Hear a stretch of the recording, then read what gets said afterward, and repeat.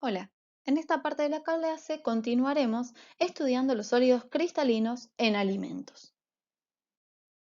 Comenzaremos analizando qué sucede con los azúcares.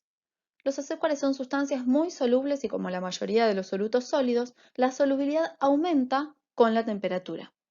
Si comparamos la solubilidad a una temperatura determinada, podremos ver que la lactosa es el azúcar más insoluble, mientras que la fructosa es el más soluble.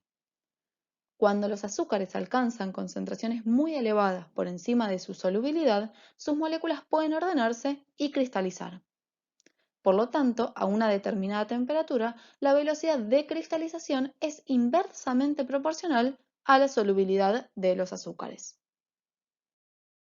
Por ejemplo, si estudiamos la velocidad de cristalización de diferentes azúcares, podremos observar que una solución sobresaturada de glucosa cristaliza completamente luego de 6 días, mientras que una de sacarosa, que es más soluble que la glucosa, tiene una incipiente cristalización a los 6 días y cristaliza completamente a los 16 días.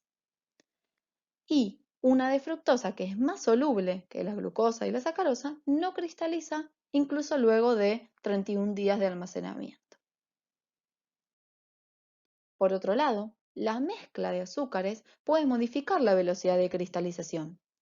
Por ejemplo, en mezclas con distintas proporciones de fructosa y glucosa, se puede observar que la glucosa sin agregado de fructosa cristaliza a los 6 días, mientras que el agregado de un 25% de fructosa inhibe la cristalización de la glucosa en este tiempo.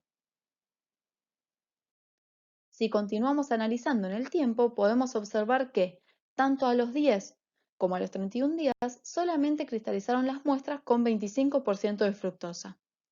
En cambio, las muestras con una mayor proporción de fructosa, al ser un azúcar muy soluble, no cristalizaron.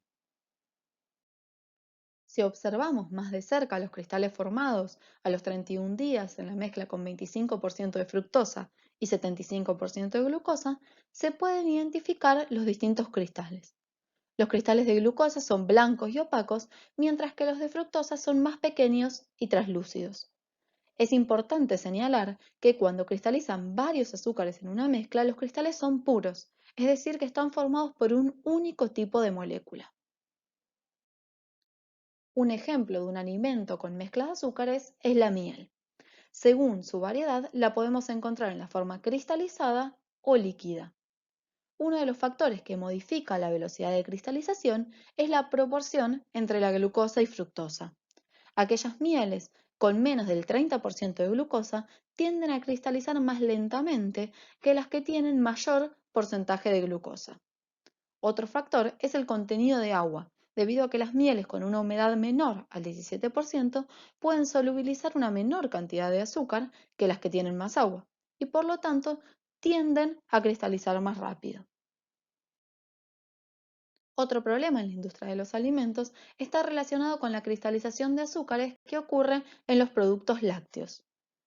La lactosa es un azúcar muy insoluble, por lo que aquellos alimentos con elevada concentración de lactosa o baja cantidad de agua o almacenados a baja temperatura pueden presentar cristales de lactosa.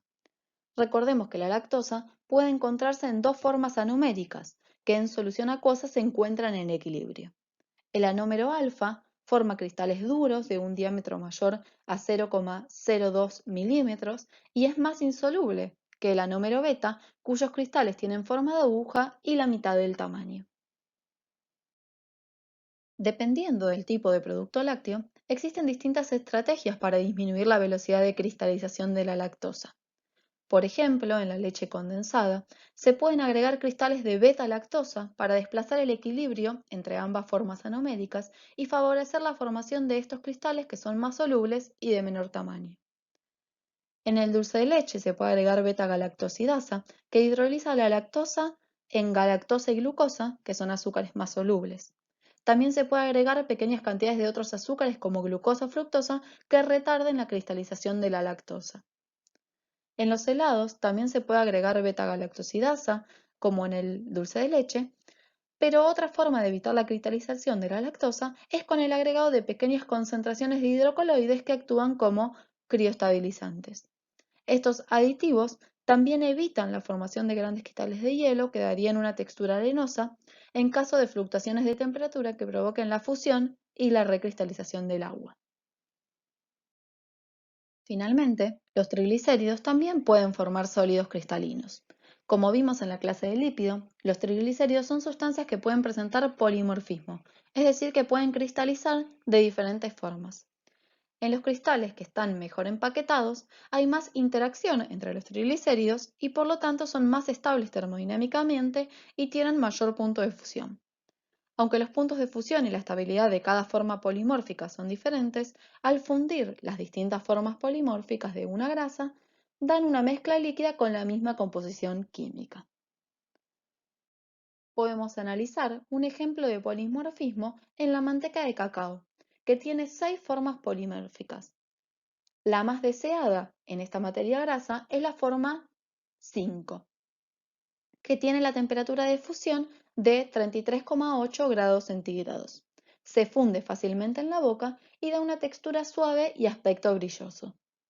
Para inducir la formación de este tipo de cristales, se puede realizar un proceso de templado, que consiste en etapas sucesivas de calentamiento y enfriamiento controlado. En primer lugar, se calienta a una temperatura de 37 grados centígrados para fundir completamente el chocolate. Luego se enfría hasta 27 grados centígrados para favorecer principalmente la cristalización de la forma 4 y en menor medida de la forma 5. La forma 6, si bien podría cristalizar, como su temperatura de función está muy alejada de la temperatura del chocolate, que en este caso es 27 grados, la formación de estos cristales se ve muy desfavorecida en comparación con la de los cristales 4 y 5. Luego, se calienta a una temperatura de 32 grados centígrados para que se funda la forma 4, que era la mayoritaria. Y de esta forma solo quedan algunos cristales de la forma 5, que es la deseada, y el resto de los triglicéridos en estado líquido. Si se mantiene constante esta temperatura, los cristales ya formados inducen a que todos los triglicéridos cristalicen en la forma 5. Si no se realiza un buen proceso de templado, pueden aparecer otras formas polimórficas, como la 6, que dan un aspecto no deseado del producto, con manchas blancas en la superficie que se conoce como fat bloom. O fundir a temperaturas muy bajas si se formaron cristales del tipo 1, 2 o 3. Por otro lado, aunque el chocolate se elabore con un correcto proceso de templado, es posible que durante el almacenamiento aparezcan en su superficie algunas manchas blancas debido a fluctuaciones de temperatura que inducen la formación de los cristales 6.